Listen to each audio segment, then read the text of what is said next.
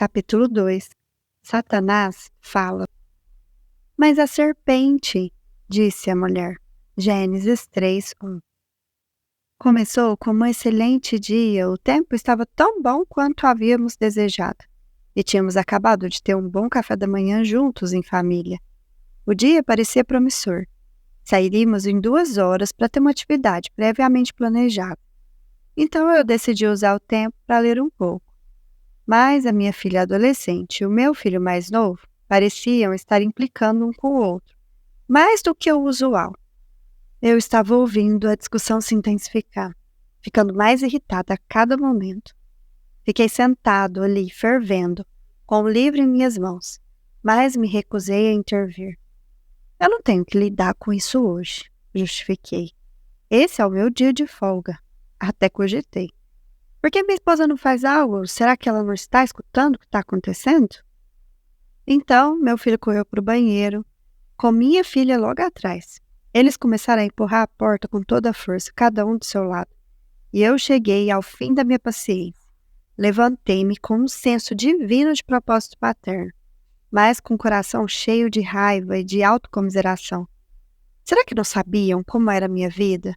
Não entendiam quão duro eu trabalhava por eles? Não percebiam quão importante este dia era para mim? Não viam que eu estava tentando ler? Não percebiam que esse tipo de coisa arrasa dias como este? Minha filha era mais velha, então por que ela não parou com a briga? Por que tinha que ser tão teimosa? Foi com esse espírito que me levantei e marchei rumo à cena. Vi a minha filha primeiro. Falei com ela a partir da minha percepção de que eu tinha sido ofendido pessoalmente e que ela estava acabando com o meu dia, e que nem parecia se importar. Fiz o discurso. Faço isso e aquilo por vocês, e é este o agradecimento que eu recebo? Por que você não cresce? E as minhas palavras eram acusatórias e duras, nascidas mais do meu amor por mim mesmo do que por ela. Elas não foram ditas para cumprir o que Deus queria naquele momento, mas sim o que eu queria. A minha filha ficava repetindo enquanto eu falava e falava. Mas, pai, você não entende. Mas eu não estava ali para entender. Eu estava ali para desabafar a minha irritação. Deixei o quarto dela e me joguei, irritado no sofá, para continuar a leitura. Mas não conseguia me concentrar. A minha consciência estava me incomodando, pelo modo como eu resolvia as coisas. Por mais que eu me justificasse, não conseguia me livrar do peso da convicção, que logo se transformou em arrependimento. Será que um dia eu conseguiria acertar? Como, sabendo que sei, eu posso me permitir esse tipo de comunicação?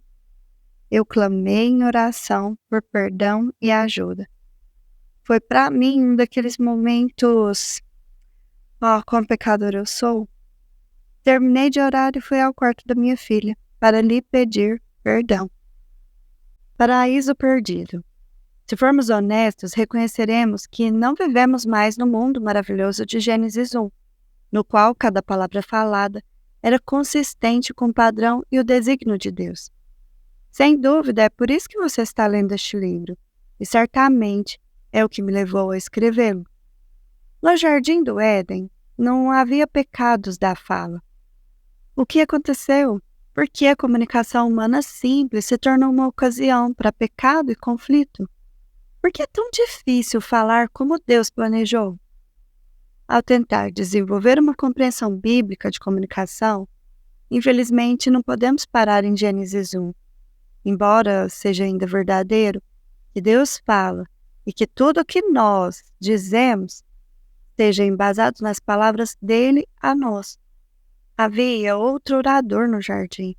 Sua chegada deu início à grande guerra de palavras com a qual agora lutamos diariamente. A serpente, mais sagaz de todos os animais selváticos, que o Senhor Deus tinha feito, disse à mulher: É assim que Deus disse? Não comereis de toda a árvore do jardim? Respondeu-lhe a mulher: Do fruto das árvores do jardim podemos comer. Mas do fruto da árvore que está no meio do jardim, disse Deus: Não comereis, nem tocareis nele, para que não morrais. Então a serpente disse à mulher: É certo que não morrereis, porque Deus sabe que no dia em que dele comerdes, se vos abrirão os olhos, e como Deus, sereis conhecedores do bem e do mal. Vendo a mulher que a árvore era boa para se comer, agradável aos olhos, e árvore desejável para dar entendimento, tomou-lhe do fruto e comeu, e deu também ao marido, e ele comeu. Abriram-se então os olhos de ambos, e percebendo que estavam nus, coseram folhas de figueira e fizeram cintas para si. Quando ouviram a voz do Senhor, que andava no jardim pela viração do dia, esconderam-se da presença do Senhor Deus, o homem e sua mulher, por entre as árvores do jardim. E chamou o Senhor Deus ao homem e lhe perguntou: Onde estás? E ele respondeu: Ouvi a tua voz no jardim, e porque estava nu, tive medo e me escondi. Perguntou-lhe Deus: Quem te fez saber que estavas nu? Comeste da árvore que te ordenei que não comesses? Então disse o homem: A mulher que me deste por esposa, ela me deu da árvore e eu comi. Disse o Senhor Deus à mulher: Que é isso que fizeste? E respondeu a mulher: A serpente me enganou e eu comi. Gênesis 3, versículos de 1 a 13. Adentrou o perfeito mundo do jardim a voz da serpente. E pela primeira vez, a posição, a autoridade e as palavras de Deus foram contestadas. Pela primeira vez, palavras foram faladas que não eram consistentes com o padrão e o desígnio de Deus. Satanás falou, e com suas palavras, o mundo simples da comunicação humana se tornou uma arena confusa de pecado e de conflito. Todos os nossos problemas com diálogo têm as suas raízes aqui, nesse momento dramático de mudança no jardim. No mundo da comunicação, há aqui muitos inícios geradores de problemas. Mudança dramática, problema duradouro. Pela primeira vez, a autoridade de Deus foi contestada. Até nesse momento não tinha havido desafios verbais à autoridade de Deus na Terra. O mundo que Deus fizera existia em completa submissão à sua autoridade e vontade. Adão e Eva estavam vivendo em obediência às suas identidades como criaturas de Deus, portadoras da sua imagem e gerentes locais dele na Terra. Todas as suas respostas a Deus e as suas conversas um com o outro eram realizadas em submissão contínua a Deus. O que aconteceu no momento que a serpente falou é dramático e impensável. Palavras foram ditas que contestaram a autoridade de Deus. O mundo nunca mais seria o mesmo. Imagine como seriam as nossas vidas se todas as nossas palavras fossem faladas em perfeita submissão a Deus. Quão menos complicadas seriam as nossas vidas. Muitos dos problemas que experimentamos ao conversar uns com os outros emergem do fato de que nós usurpamos a autoridade de Deus. Dizemos o que queremos dizer, quando e como queremos dizê-lo. Falamos como se estivéssemos no comando, como se tivéssemos o direito de usar palavras para atingir os nossos propósitos e alcançar o que nos faria felizes. Falamos como se fôssemos Deus e não como as suas criaturas, chamadas a se submeter à sua autoridade em cada palavra à toa que falamos.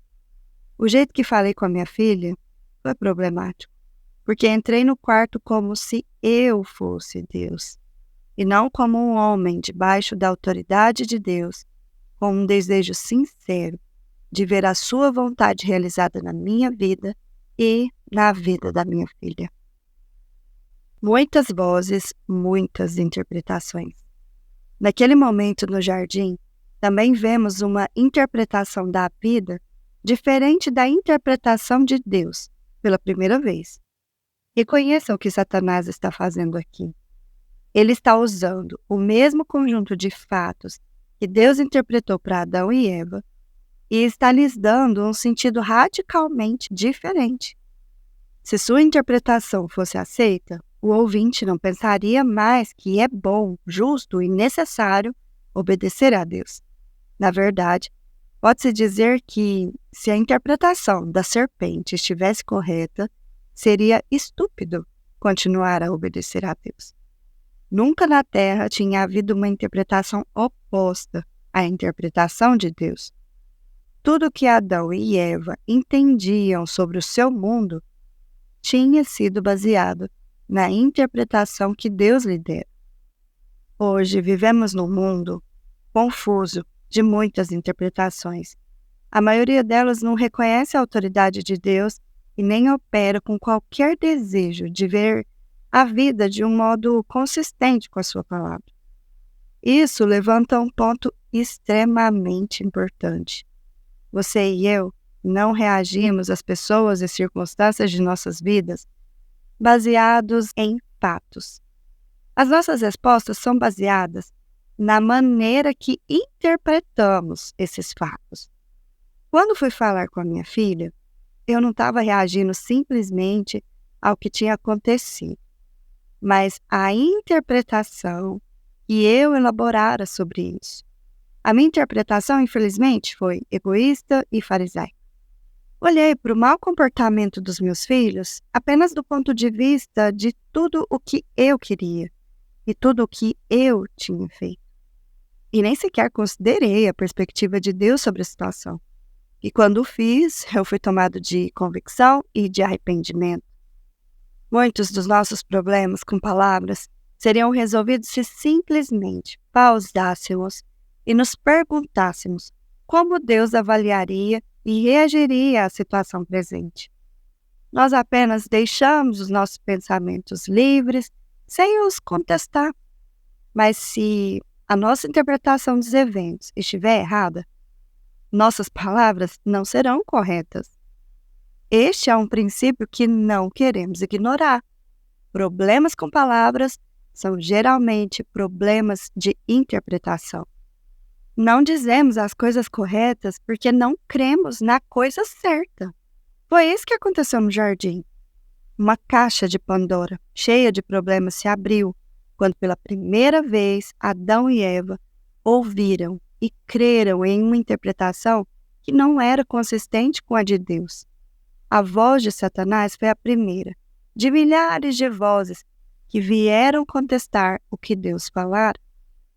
Quando um pai enraivecido confronta o seu filho adolescente e diz: "Não importa quanto custe, nem que seja a última coisa que eu faça, mas eu vou fazer você me respeitar."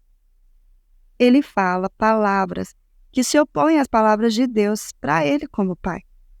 Quando uma esposa diz a seu marido: "Todos os meus outros relacionamentos são legais, mas você me deixa com tanta raiva." Suas palavras refletem uma interpretação de sua própria raiva, que se opõe ao que Deus diz. Quando um trabalhador diz: "Se ele não tivesse dado trabalho para ela, eu não estaria tão ressentido." Seu problema não está apenas em suas palavras, mas nas atitudes por trás delas.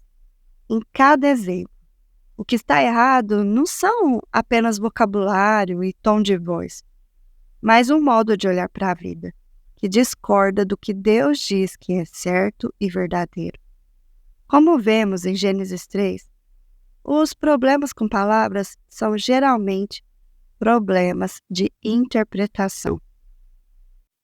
Atentando para as mentiras. Quando a serpente fala no jardim, há outro problema. Pela primeira vez, uma mentira é dita. Até aquele momento, toda a conversa era perfeita e completamente verdadeira. As palavras de Deus eram totalmente confiáveis e se podia edificar vidas sobre elas. As palavras de Adão e Eva, de um para o outro, eram confiáveis, porque elas eram consistentes com as palavras de Deus. Mas aqui, de maneira chocante, a serpente mente propositadamente para atingir o seu objetivo. Ela não se enganou, ela não esqueceu o que é verdade. Ela não é ignorante e nem lhe falta entendimento. Ela sabe que o que está dizendo não é verdade. É por isso que ela o diz. Ela não quer que Adão e Eva vivam na luz da verdade ou em obediência a Deus. Ela busca lhes vender uma mentira e tenta tornar tal mentira plausível. É, de novo, um momento de mudança dramática. Comunicação boa e divina sempre é dependente da verdade. Mentiras, falsidade e engano sempre a subvertem. As mentiras não apenas distorcem os fatos, mas elas destroem a confiança necessária para que as pessoas conversem entre si.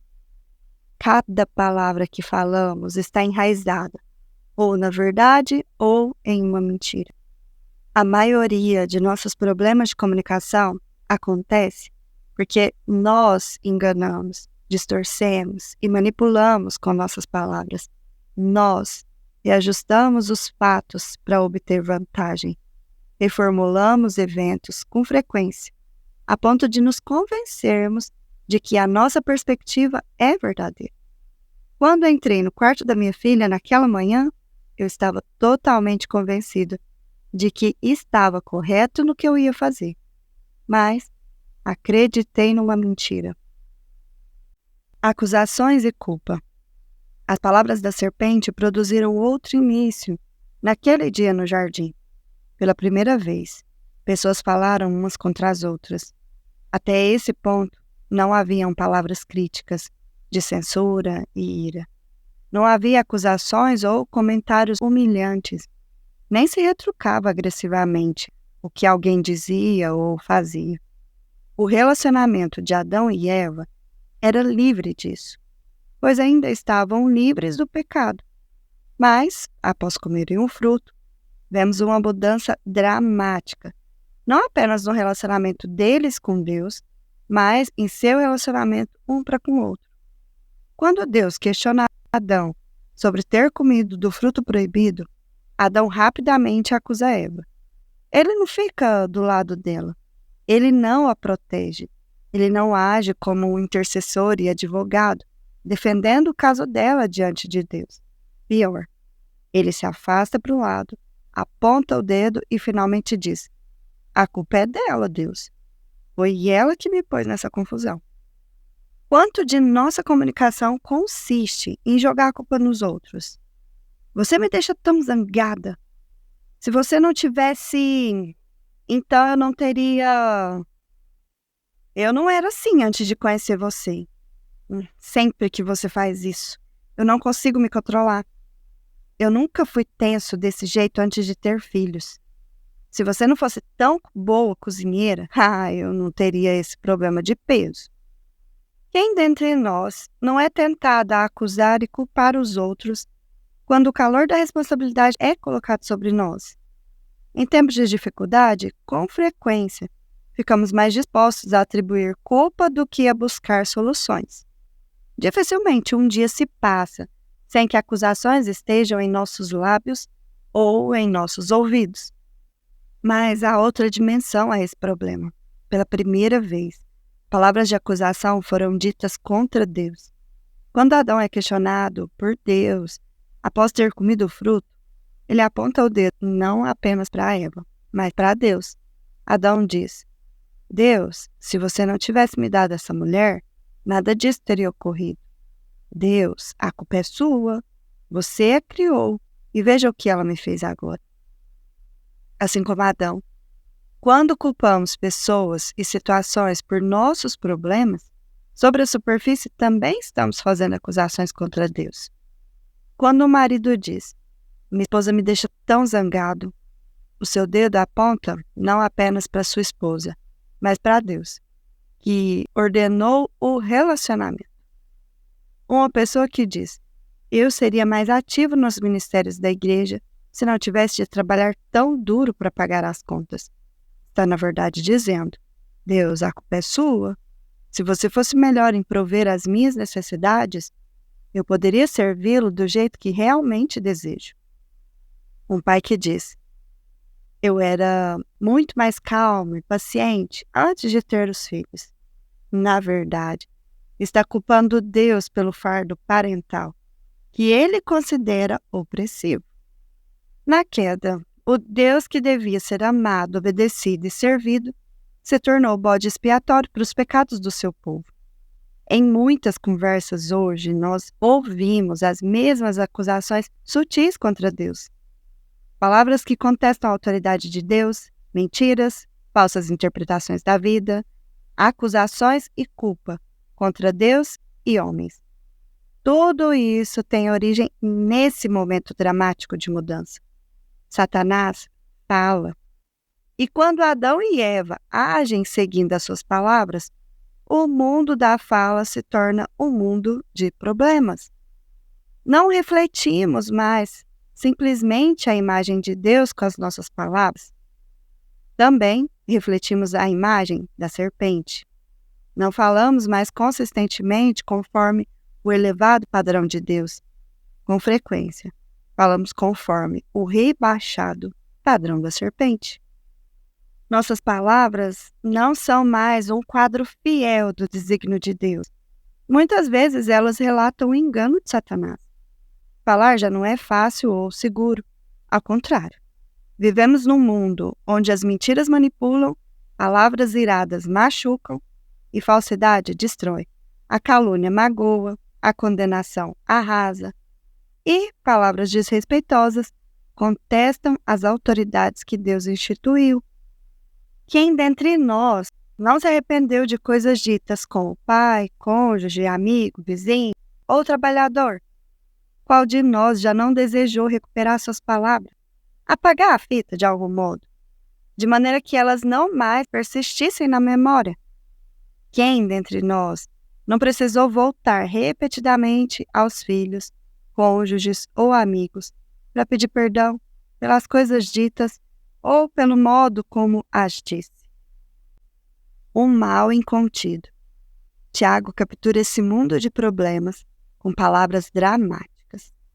Ele nos alerta para o tamanho e a importância do estrago que pode ser feito por intermédio das nossas palavras. Se pomos freio na boca dos cavalos para nos obedecerem, também lhes dirigimos o corpo inteiro.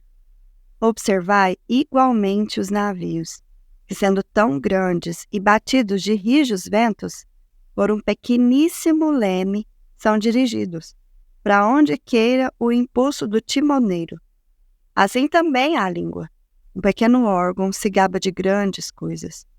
Vede como uma fagulha põe em brasas tão grande selva.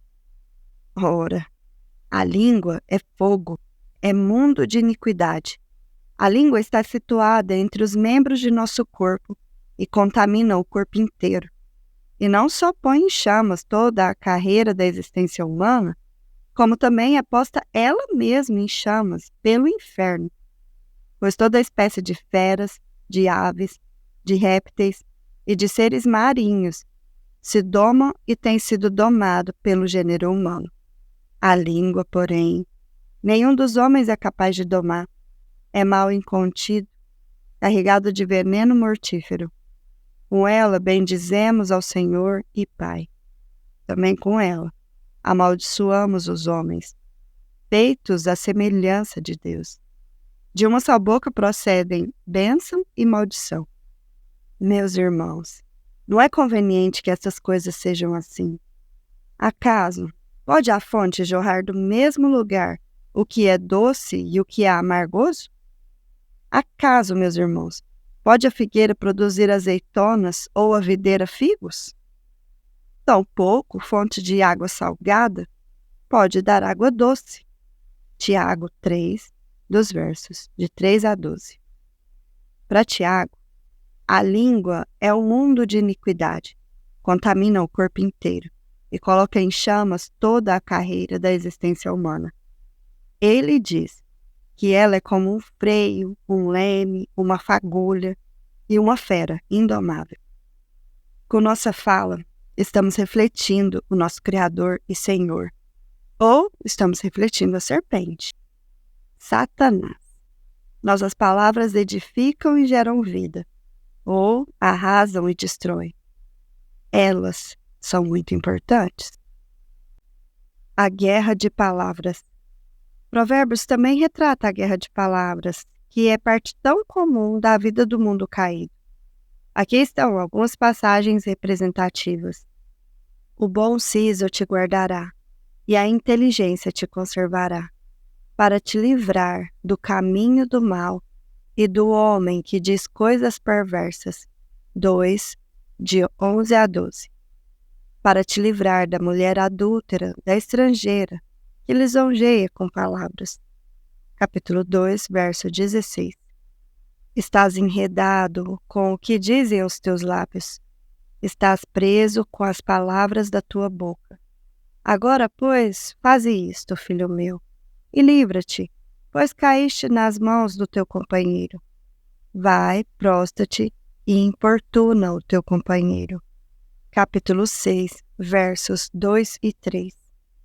6 coisas o Senhor aborrece, e a 7ª a sua alma abomina: olhos altivos, língua mentirosa, mãos que derrubam sangue inocente, coração que trama projetos iníquos, pés que se apressam a correr para o mal, testemunha falsa que profere mentiras, e o que semeia contenda entre irmãos. Capítulo 6, versos 16 a 19. Seduziu-o com as suas muitas palavras, com as lisonjas dos teus lábios o arrasou. Capítulo 7, verso 21. No muito falar não falta transgressão, mas o que modera os lábios é prudente. Capítulo 10, verso 19. As palavras dos perversos são emboscadas para derramar sangue, mas a boca dos retos livra homens. Capítulo 12, verso 6. O que diz a verdade manifesta justiça, mas a testemunha falsa a fraude. Alguém há cuja tagarelice é como pontas de espada, mas a língua dos sábios é medicina. O lábio veraz permanece para sempre, mas a língua mentirosa apenas um momento. Capítulo 12, verso 17 a 19. O homem depravado cava o mal, e nos seus lábios há como que fogo ardente. O homem perverso espalha contendas, e o difamador separa os maiores amigos. Capítulo 16, versos 27 e 28. O malfacejo atenta para o lábio iníquo. O mentiroso inclina os ouvidos para a língua maligna. Capítulo 17, verso 4. Ao insensato não convém a palavra excelente, quanto menos ao príncipe o lábio mentiroso. Capítulo 17, 7. Como o abrir-se da represa, assim é o começo da contenda. Desiste, pois, antes que haja rixas. Capítulo 17, verso 14. O que ama a contenda, ama o pecado. O que faz alta a sua porta, facilita a própria queda. Capítulo 17, verso 19. O insensato não tem prazer no entendimento, senão em externar o seu interior. Capítulo 18, 2. As palavras do maldizente são doces bocados, que descem para o mais interior do ventre. Capítulo 18, verso 8. A morte e a vida estão no poder da língua. O que bem a utiliza, come do seu fruto. Capítulo 18, verso 21. A testemunha de Belial escarnece da justiça, e a boca dos perversos devora a iniquidade. Preparados estão os juízos para os escarnecedores e os açoites para as costas dos insensatos. Capítulo 19, versos 28 e 29. Melhor é morar no canto do eirado do que junto com a mulher rixosa na mesma casa. Capítulo 21, verso 9. Lança fora o escarnecedor, e com ele se irá a contenda, cessarão as demandas e a ignomínia. Capítulo 22, verso 10. Pleiteia a tua casa diretamente com teu próximo, e não descubras o segredo de outrem, para que não te vitupere aquele que te ouvir, e não se te apegue à tua infância. Capítulo 25, versos de 9 a 10. Sem lenha o fogo se apaga, e não havendo maldizente, cessa a contenda. Como o carvão é para a brasa e a lenha é para o fogo, Assim é o homem contencioso para acender rixas. Capítulo 26, versos de 20 a 21. O gotejar contínuo no dia de grande chuva e a mulher rixosa são semelhantes. Contê-la seria conter o vento, seria pegar o óleo na mão. Capítulo 27, versos 15 e 16. O que repreende ao homem achará depois mais favor do que aquele que lisonjeia com a língua. Capítulo 28, verso 23. O homem que lisonjeia o seu próximo arma-lhe uma rede aos passos. Capítulo 29, verso 5. Os homens escarnecedores alvoroçam a cidade, mas os sábios desviam a ira. Capítulo 29, verso 8. Tens visto um homem precipitado nas tuas palavras? Maior esperança há para o insensato do que para ele. Capítulo 29, verso 20. Essa é apenas uma lista representativa de passagens. Contudo, Provérbios retrata agudamente o mundo de iniquidade, que é a língua. Esse mundo é descrito em cada livro das Escrituras. Precisamos humildemente confessar que há problemas em nossa fala. As palavras de Tiago e os provérbios nos descrevem. Não temos falado de um modo que mantém o padrão e o desígnio de Deus. Com frequência, descemos ao padrão do pai da mentira, aquele que engana, divide e destrói, o próprio Satanás. Armamos ciladas com as nossas bocas, seduzimos com as nossas palavras. A nossa fala tem levantado dissensão. Falamos demais e sem pensar. Nossas palavras têm sido precipitadas. Cedemos à fofoca e em nossa raiva as nossas palavras têm sido maliciosas. Somos rixosos. Algumas vezes nos deliciamos com as nossas opiniões. Cedemos ao escárnio. Traímos a confiança de outros com nossas palavras. Gênesis 3 e nossas palavras. O que devemos guardar de nossa consideração sobre comunicação em Gênesis 3? Devemos começar reconhecendo humildemente que as nossas palavras têm suas origens não apenas nas palavras do Senhor, em Gênesis 1, mas também nas palavras da serpente, Gênesis 3. Com essa admissão, confessamos que a nossa batalha de comunicação não é primeiramente uma batalha de técnicas, mas uma batalha do coração. Nossa guerra de palavras não é com outras pessoas, é uma batalha interna. Falaremos de um modo que reflete o Senhor, o grande orador, ou a serpente, o grande enganador? Quem controlará os nossos corações e nossas palavras? A guerra de palavras introduzidas em Gênesis 1 e 3 é retratada em todo o restante das Escrituras. Nós a travamos diariamente em nossas vidas. Nossas palavras agora dividem, enganam e destroem. Elas são um mundo de iniquidade, gerando um mundo de problemas. Falar não é fácil. Seu custo é grande. Como lidamos com esse problema? Cada um de nós precisa dizer: Senhor, essas passagens expõem o que sou. Admito que não tenho reconhecido que as minhas palavras pertencem a Ti. Eu não tenho me comunicado fielmente de acordo com o Teu exemplo e plano. Eu tenho reivindicado minhas palavras como somente minhas, para serem usadas para os meus propósitos. Eu tenho dado ouvidos ao grande enganador, e muitas vezes, e de muitos modos, eu tenho falado mais como ele do que como tu. Eu te peço perdão e clamo por tua ajuda. Eu reconheço que só tu és capaz de domar a minha língua, e eu ofereço a minha fala de volta para ti, para que eu fale conforme o teu padrão e o teu desígnio. E, na medida em que confessamos, precisamos abraçar a gloriosa promessa do Evangelho, capturada por Paulo em 2 Coríntios, capítulo 12, verso 9. A minha graça te basta, porque o poder se aperfeiçoa na fraqueza.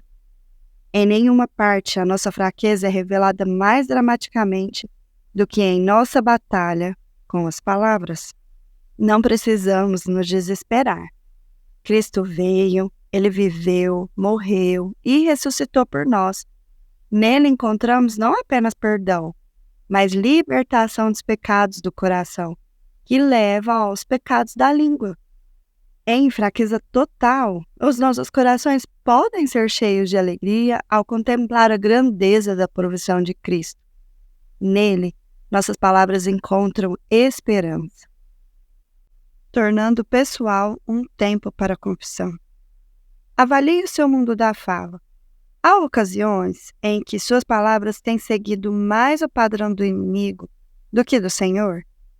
Separe um tempo para considerar sobre isso, para orar e confessar. Confesse a Deus e às pessoas com quem você mora e trabalha. 1. Há ocasiões em que suas palavras contestam a autoridade de Deus, buscando tomar um controle injusto, falando palavras de condenação, punindo outros com palavras, solapando a autoridade de líderes instituídos por Deus, reclamando e murmurando sobre situações que Deus ordenou para a sua vida, etc.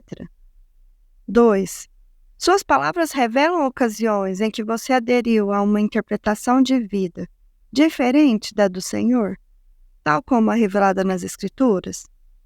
Em outras palavras, sua fala revela uma visão de vida consistente e bíblica que encoraja outros a olharem para a vida do mesmo modo. Exemplo: explosões de ira durante um congestionamento versus usar o tempo para ter uma conversa salutar com sua esposa e filhos. 3. Sua comunicação foi infectada com a mentira de Satanás de que as coisas que você precisa para a vida podem ser encontradas fora de Cristo? Exemplo: preciso vencer essa discussão. Preciso ter o amor dela, sua apreciação e seu respeito. Eu farei admitir reticências, mesmo se for a última coisa que eu faço. Este é o jeito como isto tem que ser feito. Eu não posso viver sem reticências. Eu tenho direito à minha felicidade. Lembre-se, Cristo não apenas perdoa, Ele também liberta. Não apenas liberta, também restaura. E não apenas restaura, também reconcilia.